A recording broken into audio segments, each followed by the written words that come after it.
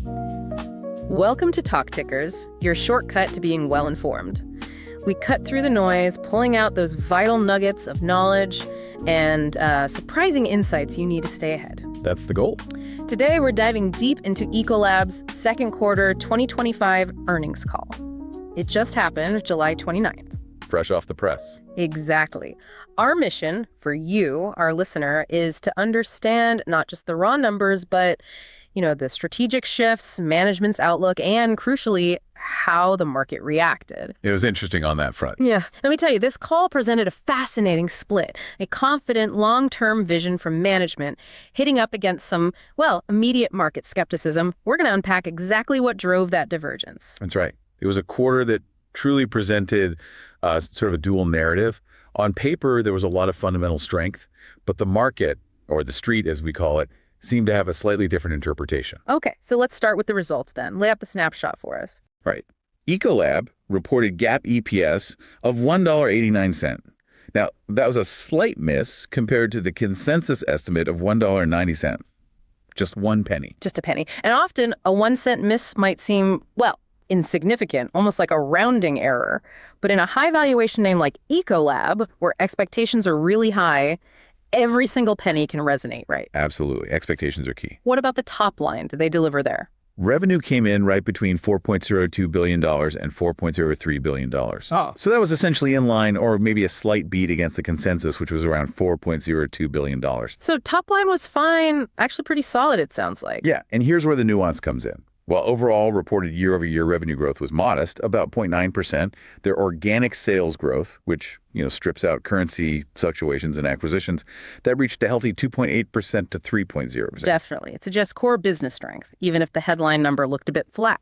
And profitability, that's really where companies prove their mettle, I think, especially in a, let's say, challenging environment. Absolutely. And this is where Ecolab really shined this quarter. They expanded their operating income margin by approximately 147 basis points. That pushed it to about 18.3%. Wow, 147 basis points. Yeah, to put that into perspective, that's almost a 1.5 percentage point jump in profitability on billions of dollars in revenue. It's significant. That's huge. Gross margin also improved by about 100 basis points, hitting nearly 44.8%. So these are strong improvements, clearly showing, robust cost discipline and probably some pricing power too. Okay, and what about the specific business segments? Did they break that down? They did. And when we look at their organic sales by segment, the underlying strategic story really comes into focus. It's not just about overall growth, but specific engines.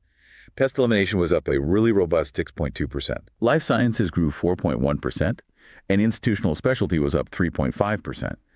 The water segment, that seemed lower at 1.7%, but there were some important nuances there we should probably dig into later. Right. And maybe most impressively, Ecolab digital sales showed significant acceleration.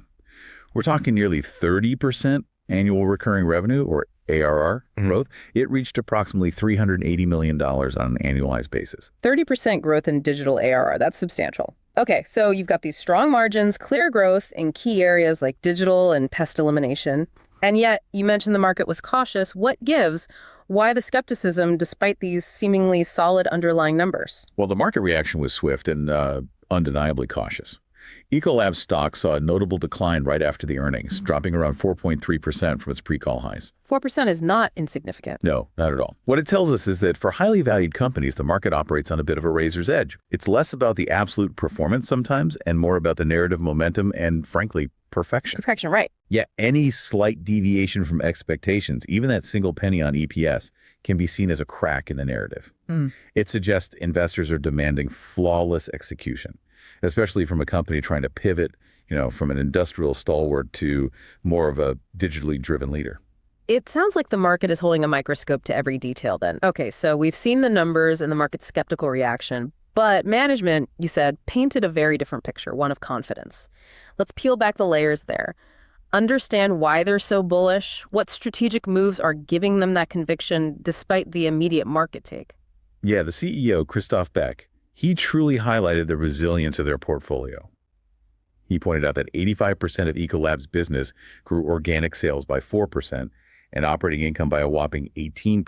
85% of the business grew OI by 18%. That's what he said. His argument was that this showcased a broad and resilient portfolio that delivers superior performance even in, challenging times. It wasn't just a few bright spots carrying the load. That's a powerful message, essentially saying, look, most of our vast business is really firing on all cylinders. And they talk a lot about value pricing. How did that specifically factor into this quarter's success? Right, value pricing. It continued to build in the second quarter, increasing to 2%. What's important to understand here is that this isn't just about pushing prices up randomly. It's explicitly linked to the direct cost savings and operational improvements their technologies and services bring to customers. Can you give an example? Sure. Imagine, say, a commercial kitchen. They might pay a bit more for Ecolab's smart dishwashing systems, but in return, they significantly reduce water usage, energy consumption, and maybe even labor time. So they save far more in the long run than the increased cost. That's the value in value pricing. Got it. It's ROI based. Exactly. And management expects total pricing to strengthen, maybe closer to the 3% in Q3 and Q4.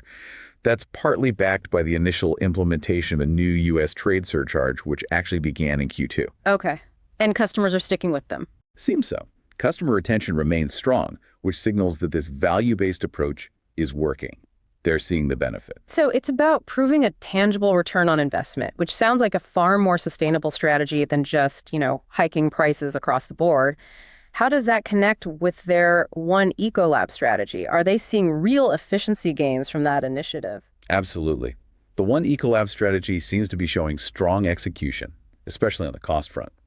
Their disciplined approach led to SG&A that's selling, general, and administrative expenses actually declining by 0.7%. A decline in SG&A, that's impressive. It is, and it contributed significantly to that meaningful operating margin expansion we talked about earlier. They're actually ahead of schedule on $140 million in targeted savings, with over 50% expected to be realized this year in 2025. And how are they achieving that? A lot of it is driven by leveraging 5 global centers of excellence and integrating AI for process automation. Think of it as centralizing expertise and letting AI handle the routine stuff, freeing up people for higher value work. Those kinds of savings, driven by AI and global centers, that suggests fundamental sort of structural improvements.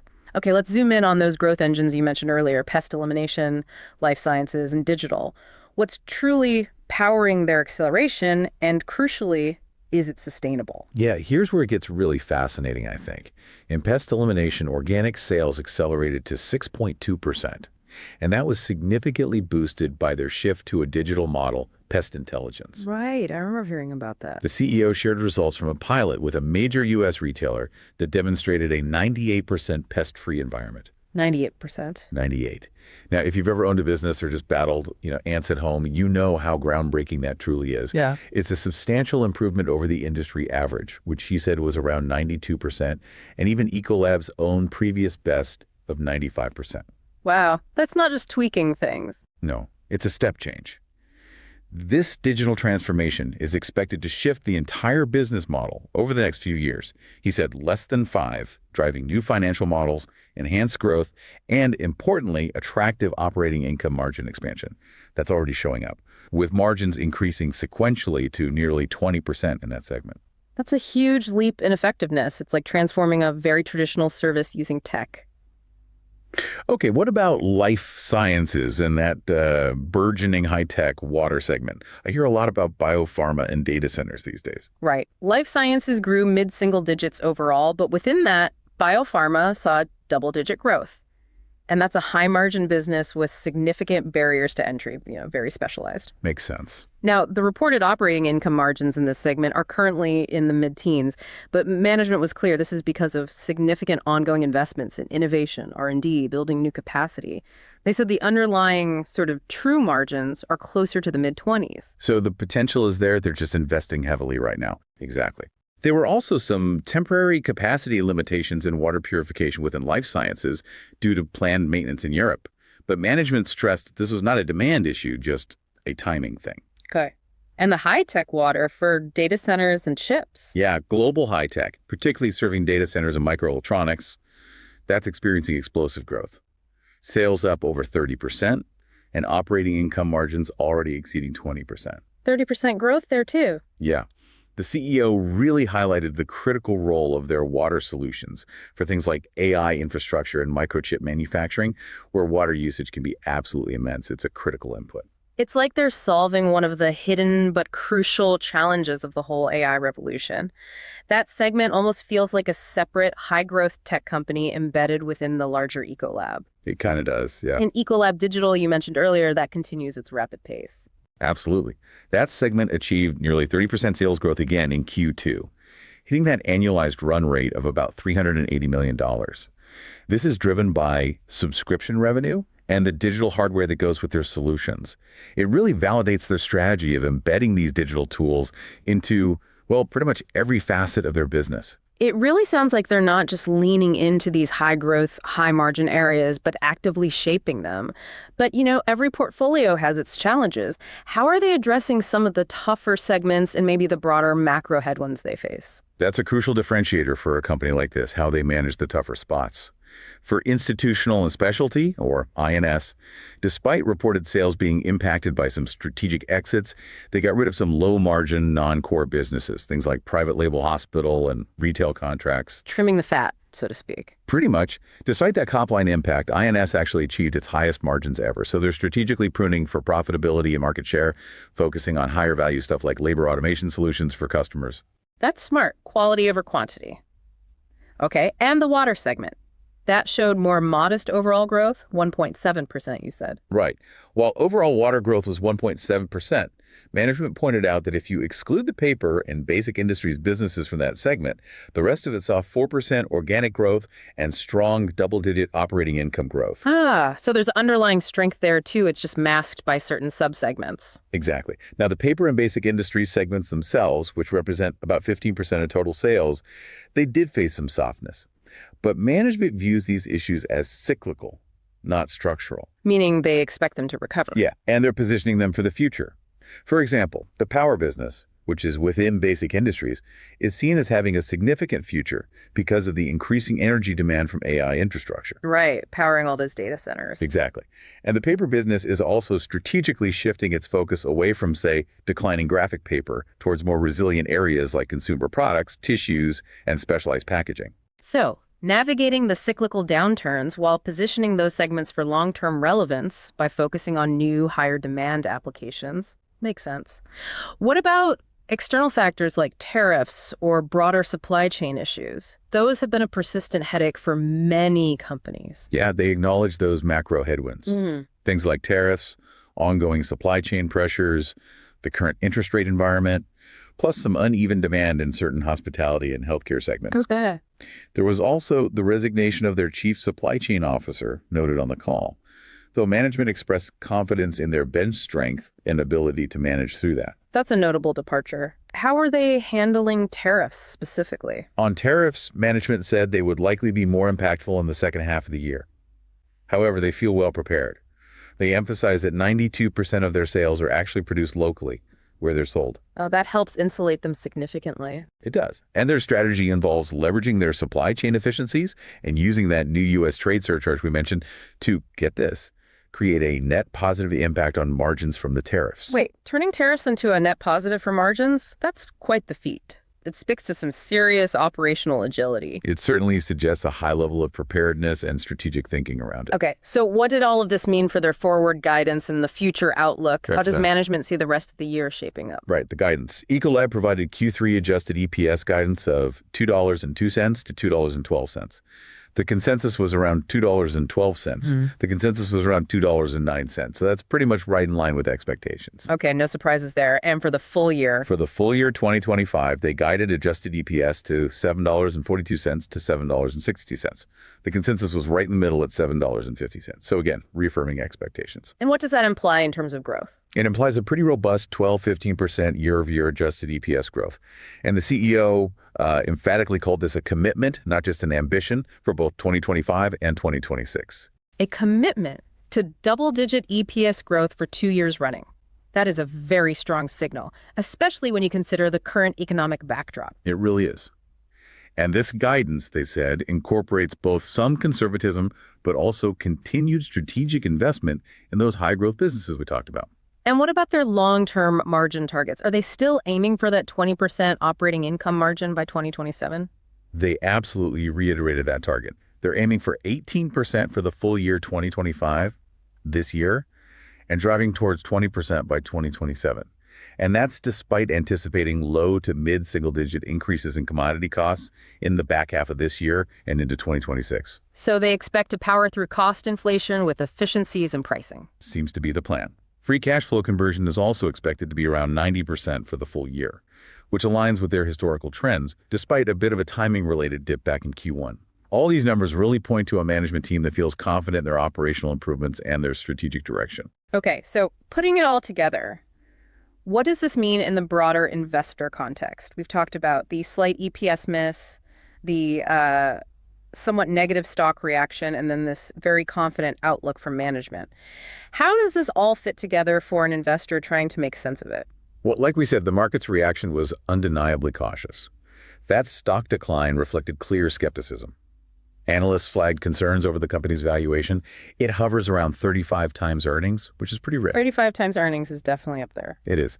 And they emphasized that minor EPS miss, even despite the solid revenue and strong margin performance, the sentiment seemed to be that the results were, just a hair short of the perfection needed to justify that valuation. So it's a classic case of a high-quality company with a premium valuation facing a market that's demanding perfection, especially right now. Exactly. And it creates that clear divergence we mentioned. Management portraying this highly disciplined, innovative, fundamentally strong company with clear long-term growth drivers. Wow. While the market appears to be penalizing the valuation and that slight near-term EPS shortfall. Interesting dynamic. What about their financial health, their balance sheet? That's another point of strength. Ecolab's balance sheet remains exceptionally strong. They have a low net leverage ratio of just 1.7x, which is actually below their long-term target of 2x. They also have a high cash position. So they have flexibility. Tons of flexibility. It gives them significant optionality for capital allocation. They can continue investing heavily in the business, pursue strategic M&A, maybe focused on high-tech water, life sciences, digital, and continue share buybacks. They have the financial firepower. So they have the means to execute on that bold vision. Okay, looking ahead then, what are the key catalysts we should be watching for? What might help close this gap between management's confidence and the market's current skepticism? Well, looking ahead, key catalysts would include, first, strong execution against their Q3 guidance. They need to deliver on those numbers. Show, don't just tell. Precisely. Also, clear progress on that water purification capacity expansion they mentioned. Continued momentum in digital bookings and subscription growth that ARR number needs to keep climbing. And of course, any favorable regulatory or tariff developments could help sentiment. Okay. But fundamentally, the big picture catalyst is the company's ongoing transition itself. Moving from being seen as a traditional industrial hygiene player to becoming this digitally infused life science and sustainability-focused growth company. That's the core long-term narrative here. It's about changing the company's identity in the eyes of the market. It really is a transformation story. Okay, it's time for our This Is Not Financial Advice segment. You know the drill. We pitch an outrageous but plausible trade idea straight from the Imaginary Investment Committee playbook. Given this significant divergence we've observed, Ecolab's strong execution and vision versus the market's punitive reaction, what potential play do you have for us? All right, let's call this one the transformative value arbitrage pair trade. Okay, I like the sound of that. What's involved? The idea is, first, you go long Ecolab. Maybe using a synthetic long position with longer dated options, say a call option expiring well into 2026 or even 2027. Betting long term. Exactly. The conviction here is riding on management's commitment, their word to that 12-15% EPS growth and their clear path towards 20% operating income margins by 2027. You're betting on the continued ramp up of Pest Intelligence, with those 98% results. You're betting on the strategic investments in life sciences, especially biofarma, paying off. And you're betting on that explosive growth in global high tech, the water solutions for AI and microelectronics. So focusing on those high-margin, innovation-driven segments that you think justify a premium over time. Right. The bet is that the market eventually will price in the full value of this portfolio transformation. Okay, that's the long side. What's the other side of this pair trade? How do you hedge that bold move or amplify the thesis? Simultaneously, you'd take a short position in a more traditional, less diversified industrial hygiene, or maybe a basic chemicals company. We're talking about a peer that lacks Ecolab's specific advanced digital capabilities, lacks that strong life sciences exposure, or it doesn't have a significant play in these burgeoning areas like AI infrastructure water solutions. So, shorting a legacy player. Yeah. This part of the trade acts as a hedge against, say, a broader industrial sector downturn.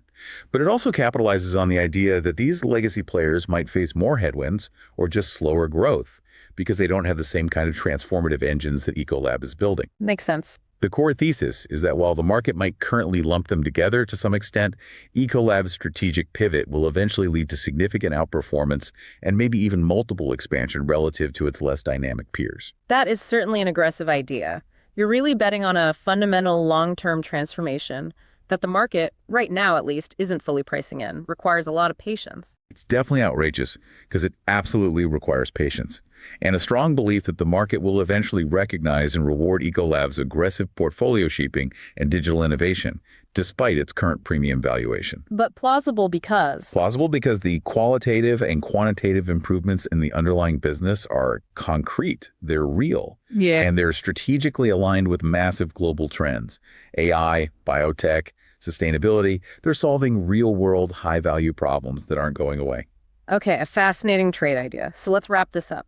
In summary, Ecolab delivered a quarter showcasing, really, disciplined execution, robust margin expansion, and clear momentum in its high-growth segments like pest elimination, life sciences, and digital. Right. And while that slight EPS miss triggered some immediate market skepticism, management remains firmly committed to double-digit EPS growth and long-term margin expansion. That seems underpinned by strategic pricing, ongoing innovation, and a resilient, diversifying portfolio. The earnings call really underscored Ecolab's decisive transition, didn't it? Into becoming this more digitally integrated life science and sustainability-focused growth company. Yeah, it feels like a company actively reshaping its very identity. We'd encourage you, the listener, to consider how these profound strategic shifts, rather than just the immediate quarterly numbers, might shape Ecolab's trajectory in the coming years. And as always, please remember, this has been an in-depth exploration of an earnings call. It is absolutely not financial advice. We hope this deep dive helps you navigate the complexities of the market with maybe a slightly clearer view. Thank you for joining us on Talk Tickers.